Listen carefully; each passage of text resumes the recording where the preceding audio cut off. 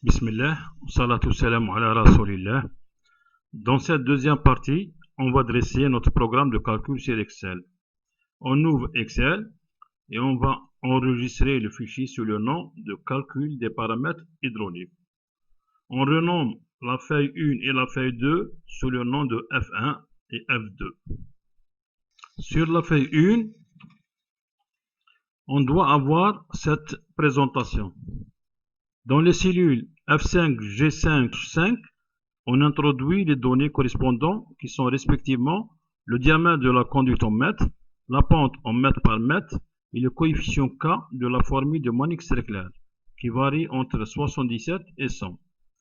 Les résultats seront affichés dans les cellules E10, F10, G10 et H10 pour les cas à pleine section et dans les cellules E15, F15, G15 et H15 pour les cas du débit max.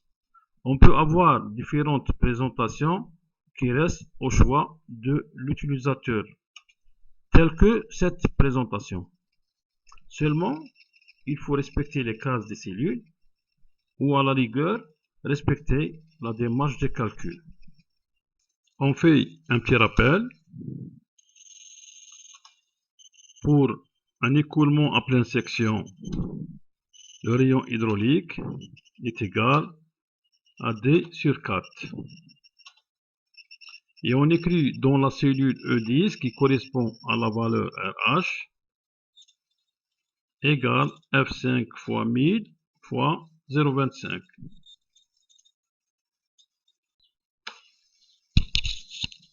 Pour la hauteur H, on écrit dans la cellule F10 qui correspond à la valeur H égale F5 fois 1000 puisque la hauteur H est égale au diamètre.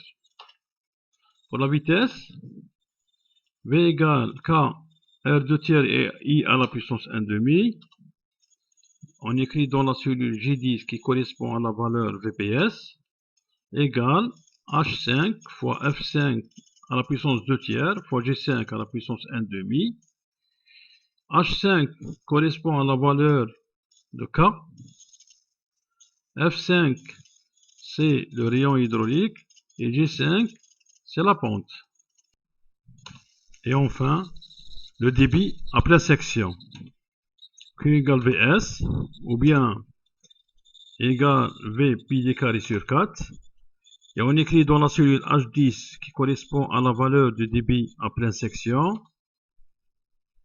égale G10 fois pi fois F5 au carré fois 0,25. G10 c'est la valeur de la vitesse, F5 c'est le diamètre et 0,25 c'est le rapport de 1 sur 4.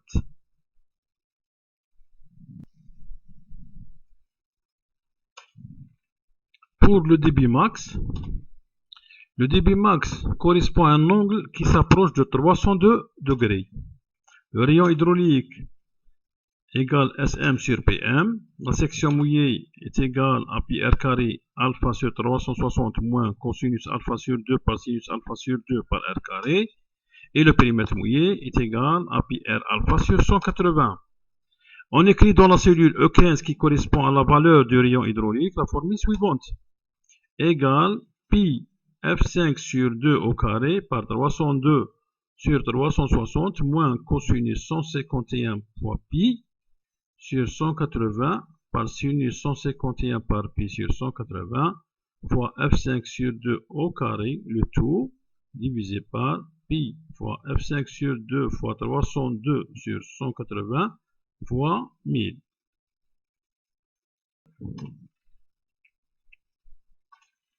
HM est égal R moins R cosinus alpha sur 2. On écrit dans la cellule F15 qui correspond à la valeur de la hauteur d'eau dans la conduite la formule suivante égale F5 sur 2 moins F5 sur 2 fois cosinus 151 fois pi sur 180 le tout fois 1000. Pour la vitesse, V égale K R2 tiers I à la puissance 1/2. Et on écrit dans la cellule G15 qui correspond à la vitesse pour le débit max la formule suivante égale H5 fois E15 sur 1000 à la puissance 2 tiers fois G5 à la puissance 1 demi. H5 correspond à la valeur du coefficient K. Le E15 correspond à la valeur du rayon hydraulique et le G5 correspond à la pente. Et enfin, le débit max. Le débit est égal à Vs. V, c'est la valeur calculée qui se trouve dans la cellule G15. S est la section mouillée. Donc, on écrit dans la cellule H15 qui correspond au débit max la formule suivante égale pi fois F5 sur 2 au carré fois 302 sur 360 moins cosinus 150e fois pi sur 180 fois sinus 150e fois pi sur 180 fois F5 sur 2 au carré fois G15.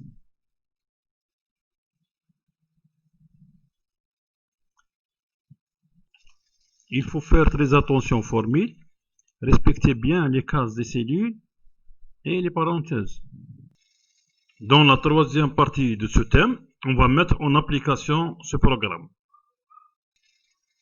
Et enfin, on vous propose cet exercice. Avec quelle pente doit-on établir une conduite d'égout de 600 mm de diamètre pour que le débit soit de 162 litres par seconde? Premièrement, quand elle est à moitié section. Deuxièmement, quand elle est pleine. On prend un coefficient de rugosité n égale 0,013. Et bonne chance.